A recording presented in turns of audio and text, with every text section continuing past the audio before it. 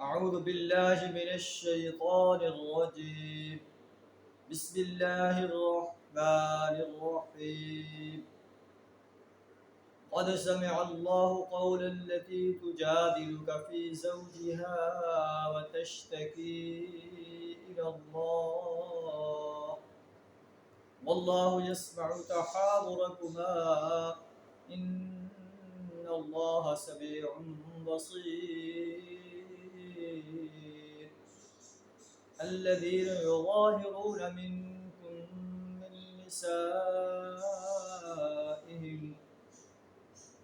من نسائهم ما هن أمهاتهم إن أمهاتهم إلا اللائي ولدنهم وإنهم ليقولون منكرا من القول وزورا وإن الله لعفو غفور. صدق اللہ العظیم. سورہ المجادلہ کی 2 آیات آپ کے سامنے تلاوت کی. سورہ المجادلہ اس لیے کہتے ہیں کہ اس میں مجادلہ کا لفظ آیا ہے. قد سمع اللہ قول التي تجادلك في زوجها. ان آیات کا ترجمہ کچھ اس طرح: قد سمع اللہ قول التي تجادلك في زوجها وتشتكي الى اللہ. اللہ نے سن لی اس عورت کی بات جو اپنے شوہر کے معاملے میں آپ سے تکرار کر رہی تھی. واللہ یسمع تحاورکما. اللہ وتشتکی الی اللہ، اور اللہ سے فریاد کر رہی تھی. واللہ یسمع تحاورکما. اللہ تم دونوں کی گفتگو سن رہا تھا. ان اللہ سمیع بصیر. بے شک اللہ سننے والا اور دیکھنے والا.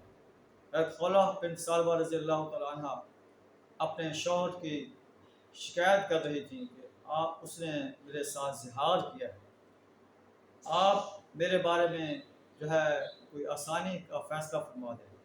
آپ صلی اللہ علیہ وسلم فرمایا کہ مجھے ابھی اس بارے میں کوئی حکم نہیں آیا.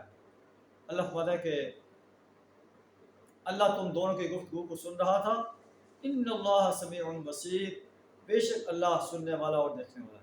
حضرت عائشہ رضی اللہ تعالیٰ عنہ کہتی ہیں کہ میں اس کے قریب ہی اسی کمرے میں بیٹھی تھی کونے میں، مجھے بات سمجھ نہیں آ رہی تھی، اللہ نے اس کی بات کو سنا. قد سمع اللہ. معلومہ کہ اللہ تعالیٰ ہر انسان کی ہر بات کو سن رہا ہے، ہر انسان کی ہر حرکت کو آبزرو کر رہا ہے کہ وہ رات کی تاریکی میں کیا کرتا ہے، دن کے اجالے میں کیا کرتا ہے. تو زہار کے بارے میں اللہ تعالیٰ بیان فرما رہا ہے. جو لوگ کہتے ہیں کہ اپنی بیوی کو تو میرے لیے ایسے ہے انت علیجہ کا ظہر امی، جیسے میری ماں کی پیٹھ.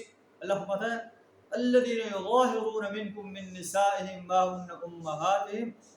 تم میں سے جو لوگ اپنی بیویوں سے زہار کرتے ہیں کہ ان کی بیویاں ان کے لیے ماؤں کی طرح ہیں، ان کی پیٹھ ان کے لیے ان کے ماؤں کی طرح ہے، جو ہے ما ہن امہاتہم، ان کی بیویاں ان کی مائیں نہیں ہیں.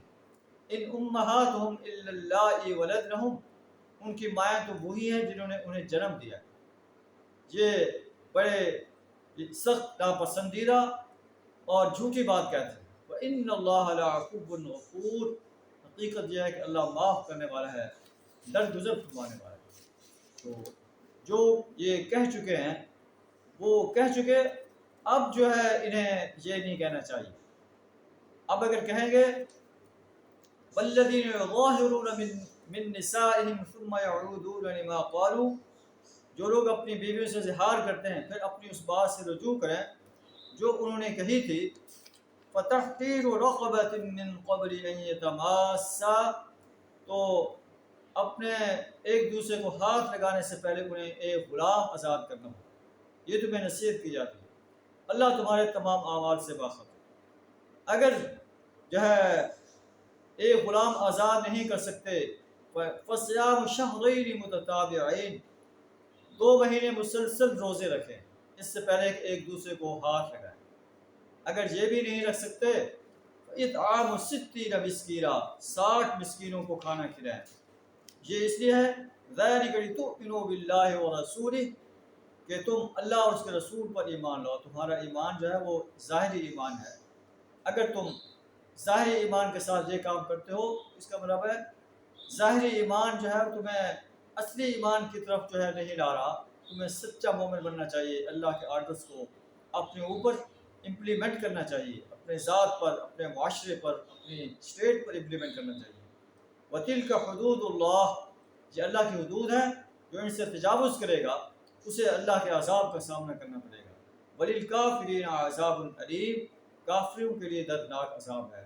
اللہ سے دعا تعالیٰ ہمیں قرآن کے آرڈرز کو اپنی ذات پر، اپنے معاشرے پر اور اپنے ملک پر جو ہے لاگو کرنے کے لیے اپنا مال، جان، وقت اور صلاحیت کھپا دینے کی توفیق عطا فرمائے. وآخر دعوانا الحمد للہ رب العالمین.